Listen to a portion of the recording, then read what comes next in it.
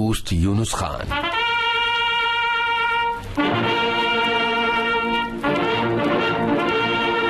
आज के फनकार कार्यक्रम में आज बातें एक ऐसे गीतकार की जिनके लिखे गाने ने भारत छोड़ो आंदोलन में एक जरूरी नगमे की हैसियत हासिल कर ली थी।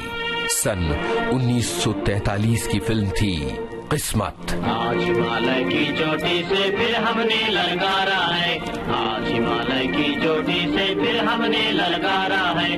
दूर हटो दूर हटो दूर हटो है दुनिया वालों, हिंदुस्तान हमारा है। दूर हटो है दुनिया वालों, हिंदुस्तान हमारा है। एक ऐसा गीतकार जिसने जब सरहद पर जख्मी या अपने प्राण न्यौछावर करने वाले फौजियों के लिए एक गीत लिखा तो जैसे हमारा रोम रोम देशभक्ति से कुछ ऐसे नगमे गीतकार और कवि और लिखने का ये शौक रामचंद्र नारायण जी द्विवेदी यानी कवि प्रदीप को मुंबई ले आया। सन 1940 बॉम्बे टॉकीज की फिल्म बंधन के कुछ गानों के जरिए कवि प्रदीप को बतौर गीतकार अपना मुकाम फिल्म कंगन के जरिए शुरू की थी। इस फिल्म में कवि प्रदीप ने 4 गाने लिखे थे, लेकिन 1940 में आई फिल्म बंधन के गानों ने तहलका मचा दिया था। अशोक कुमार लीला चिटी की अंग्रेज सरकार ने इस गाने को प्रतिबंधित कर दिया था। कहते हैं कि दिल्ली के मैजेस्टिक सिनेमा में एक बार दर्शकों ने टॉकीज वालों पर इतना दबाव डाला कि उन्हें इस गाने के लिए फिल्म को दोबारा चलाना पड़ा। किस्मत में कवि प्रदीप ने एक ऐसा गीत लिखा जो भारत के गली गली चौराहे चौराहे पर गूंजा। अमीरबाई, खान मस्ताना और साथियों ने ये गाना गाया था। संगीतकार थे अनिल बिस्वास। भारतीय जनता को अंग्रेजों का विरोध करने के लिए कुछ तरानों की जरूरत थी।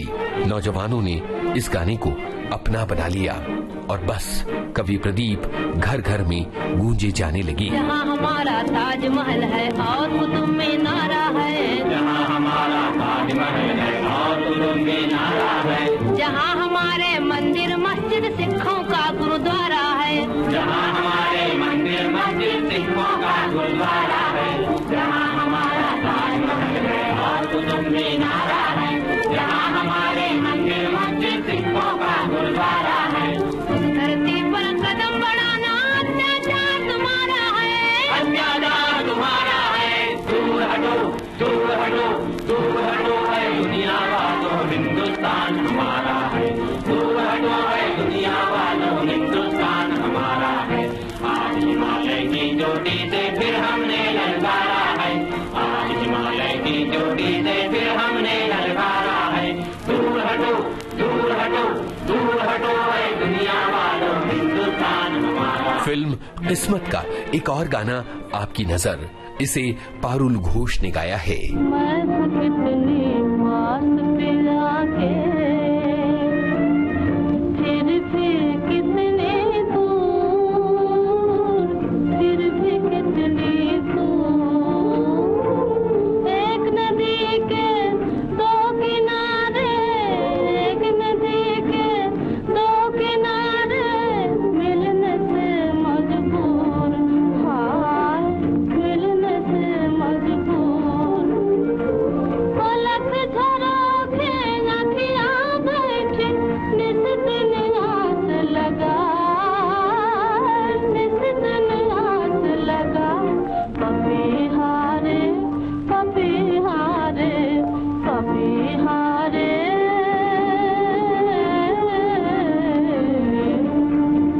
मेरे प्यास कहीं रो जा, मेरे प्यास कहीं रो जा। सन 1950 कवि प्रदीप ने फिल्म मशाल के गाने लिखे। ये वो दौर था जब संगीतकार सचिन देव बर्मन का करियर ठीक नहीं चल रहा था। पार्श्व गायक मन्ना डे भी ठीक से जम नहीं पा रहे थे। तकरीबन उसी जमाने में कवि प्रदीप के लिखे इस गाने ने न केवल सचिन देव बर्मन बल्कि मन्ना डे के करियर को भी संभाल लिया था और वो गाना था ये। एक फूंक से रच दिया तूने सूरज अगन का गोला, एक फूंक से रचा चंद्रमा लाखों सितारों का टोला। तूने रच दिया पवन झकोला,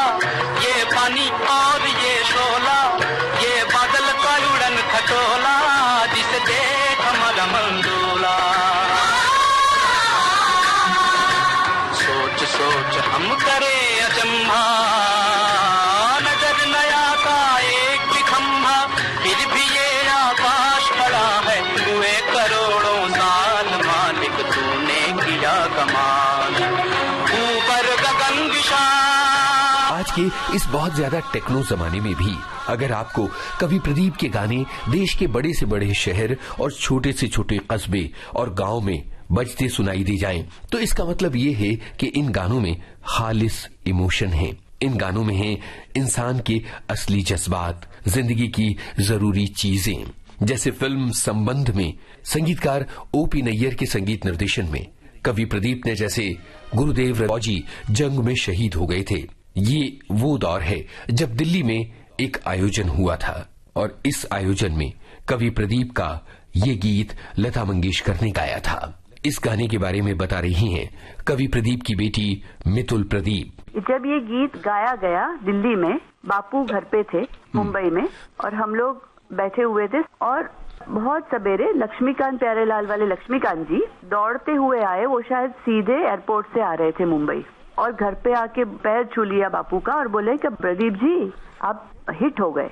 तब ये समझ में आया कि बापू का गीत वहाँ पर बजा, गाया और हिट हो गया, लोगों को पसंद आया। तो ए मेरे वतन के लोगों जब उन्होंने लिखना शुरू किया था, वो घंटों तक कमरे में बंद रहते थे और उनके कमरे में ऐसा माहौल रहता था, जब मैं अंदर जाके कभी हम लोग झांक के देखते थे तो पूरे उनके पलंग के ऊपर जो जिसपे वो सोते भी थे, उनका काम भी उसी पे चलता था, अपने लिखे हुए कागज बिछे हुए पड़े रहते थे। उनका क्या स्टाइल था कि वो एक बार लिख लेते थे बहुत सारे अंतरे, बहुत सारी लाइनें, और बाद में उसमें से छांटते थे कि ये अच्छा है, ये अच्छा नहीं है, वो अच्छा है, वो ठीक है। तो उस प्रकार से उनके जो लिखने के पैड्स रहते थे जिसके पूरे वहाँ पर बिछे रहते थे। और तब हमको ये थोड़ी पता था कि ये कौन सा गीत लिख रहे हैं, कोई गाना लिख रहे हैं, कुछ लिख रहे हैं, कुछ धीरे करके वो गाना हो गया।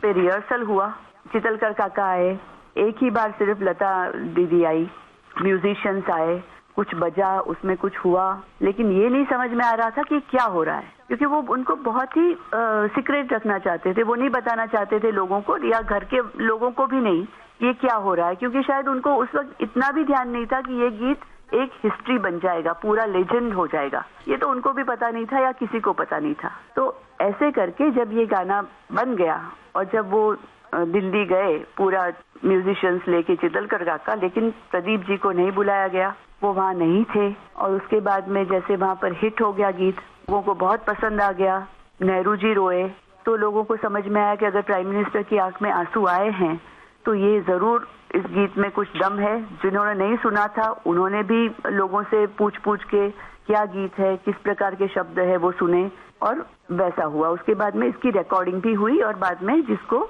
एक म्यूजिक कंपनी ने इसको रिलीज किया। जैसा मैंने आपको कहा कि वो सीक्रेट रख रहे थे, बताना नहीं चाहते थे कि गीत क्या है। तो उन्होंने लिखा था, ऐ मेरे वतन के लोगों तुम खूब लगा लो नारा, ये शुभ दिन है हम सबका, लहरा लो तिरंगा प्यारा। तो लोगों को यही लगा, जब शुरुआत में ये गाना, ये लाइन शुरू हुई तो लोगों को लगा कि अच्छा ये तो मतलब जोर लगाने वाला एक, मतलब ये कहने वाला कि भाई हाँ ये ऐसा हुआ, हमको आजादी मिल गई, तिरंगा लहराओ और आनंद करो, ऐसा कोई गीत है। और जैसे ही तिरंगा प्यारा के बाद में लाइन बदल गई, पर मत भूलो सीमा पर वीरों ने है प्राण गवाए, तो ये एकदम से उसका पूरा मूड चेंज हो गया। तो ये एक चीज थी जो किसी को पता नहीं थी और तब जाके इसका पूरा लोगों को समझ में आने लगा कि ऐ मेरे वतन के लोगों। उनके गानों ने लोगों में देशभक्ति की लौ जगाई। न जाने कितनी पीढ़ियों, न जाने कितने स्कूलों से जुड़े रहे हैं उनके गाने। जरा सोचिए कि फिल्मी दायरे में रहकर भी कवि प्रदीप ने ऐसे ऐसे गाने दिए हैं जिन्होंने समय और काल की सीमाएं पार की। पीढ़ी दर पीढ़ी इन गानों ने लोगों के दिलों पर राज किया है। फिल्म नास्तिक का ये गाना सुनिए।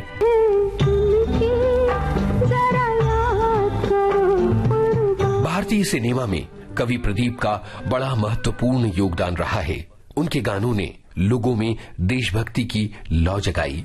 न जाने कितनी पीढ़ियों, न जाने कितने स्कूलों से जुड़े रहे हैं उनके गाने। जरा सोचिए कि फिल्मी दायरे में रहकर भी कवि प्रदीप ने ऐसे ऐसे गाने दिए हैं जिन्होंने समय और काल की सीमाएं पार की। पीढ़ी दर पीढ़ी इन गानों ने लोगों के दिलों पर राज किया है। फिल्म नास्तिक का ये गाना सुनिए, कवि प्रदीप की ही आवाज है। अपने फिल्म पैर की आवाज है।